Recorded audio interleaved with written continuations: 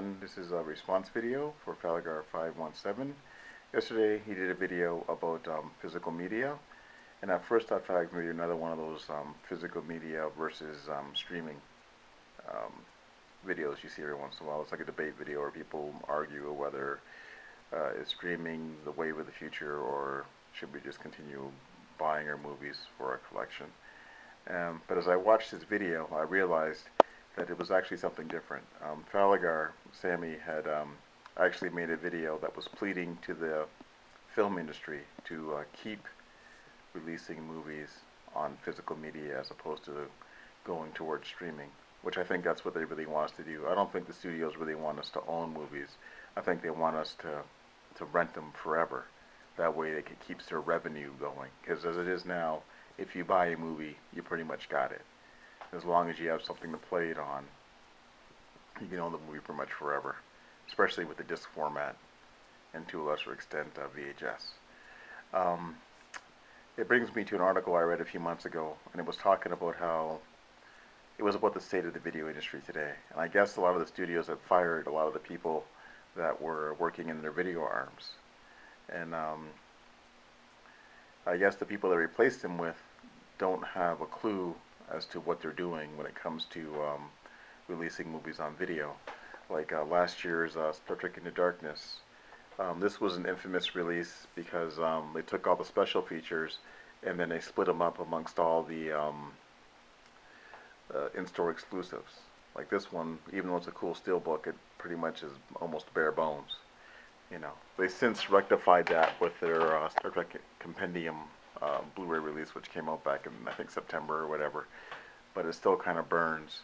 And I guess with that release in the States, people who bought the original release were giving a discount, but we weren't given one in Canada, so we got to pay the full price for it if you want to get the Blu-ray with all the bells and whistles. Another thing I want to touch upon was the Blockbuster situation.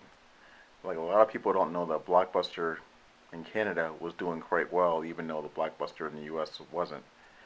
So the Blockbusters in the U.S. actually took a bunch of money, income from, or revenue from the Blockbusters in Canada to fund the Blockbusters in the U.S. And then they closed the Blockbusters down in Canada. So for a while there, we didn't have any video stores in our area because Rogers had closed down earlier in the year, and then Blockbuster followed suit. So luckily, Family Video has come in and taken over that whole thing, which is cool in a sense, because I ended up buying a lot of used movies from Family Video, and a lot of things I probably wouldn't have got anywhere else had they not have had it on their previously viewed section.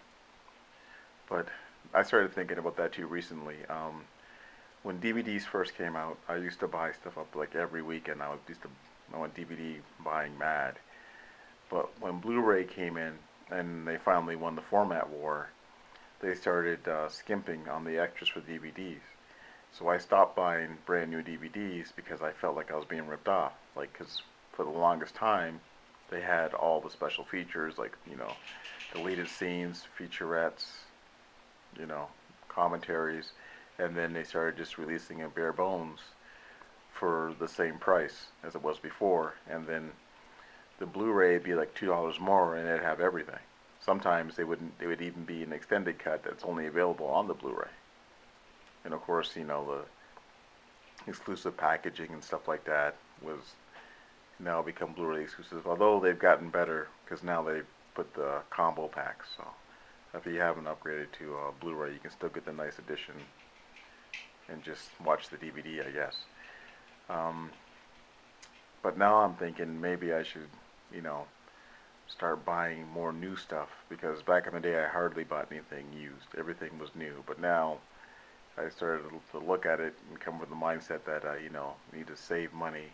You know, and the compromise was to buy used stuff. So, you know, you can get more without spending the money. But, you know, if sales are going down, that gives them all the ammunition they need for discontinuing the physical release of Blu-rays and DVDs. because for a while it was quite profitable for the studios to release their stuff on DVD. In fact, people were even referring to the movie as like a commercial for the DVD release for a while there when it was doing quite well.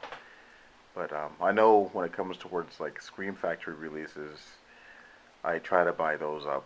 I like to support Scream Factory.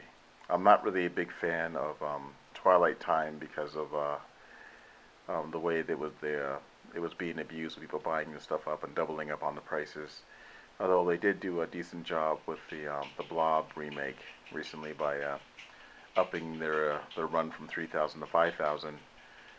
But at the same time, there's another trend too, where a lot of the Twilight Time releases, especially the horror stuff, is from Columbia TriStar and Sony. And it looks like Sony has no interest in releasing a lot of their classic 80s horror movies. Like a lot of them went to Twilight Time. The only one that didn't was Night of the Creeps. The rest of them, like the Night of the Living Dead remake, Fright Night, The Blob, and I guess Candyman will end up on Twilight Time as well. And then the sucky thing about that was Scream Factory wanted to release Candyman, and it probably would have been a great addition, but Sony wouldn't cough it up, unfortunately. Like Twilight Time is like it's cool. They do a great job with the releases and stuff like that, but I can't support them. I'm not really a big fan of buying stuff online. I prefer to buy stuff in a store.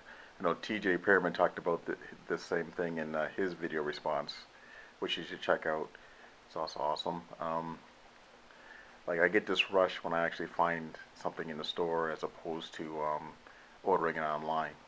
Like it's cool when you order stuff online and they show up at your house. It's great, but I don't get the same kind of rush, and I don't appreciate the stuff as much. So I don't know. Another thing too that's been bothering me too is Paramount hasn't shown any interest in releasing a lot of their catalog stuff anymore. They've actually leased it out to Warner Brothers, and they've been releasing their catalog stuff. So that's kind of worrisome too. At least it's just still putting it out there, but at the same time, I could see the day when you won't be able to see older releases. Maybe it'll go to that burn-on-demand thing where it's kind of a little bit subpar, like buying a DVD-R for really high prices. But I don't know. It's a hard issue because like everybody on here likes to collect movies, so it's just the average person. I remember many years ago, like in the last decade, about 10 years ago, arguing with some people on the bus, and they were saying, "Oh, streaming's going to be the thing," and they were all excited about it. And I was like, "Well, it works for music, and even then, with the music putting on MP3, the quality wasn't even as good as CD, which technically wasn't really as good as vinyl when the vinyl's brand new." But like I don't know. Like if they ever do switch to streaming, I'll still buy stuff used, but I won't be buying anything new. Like I'm not gonna pay to rent,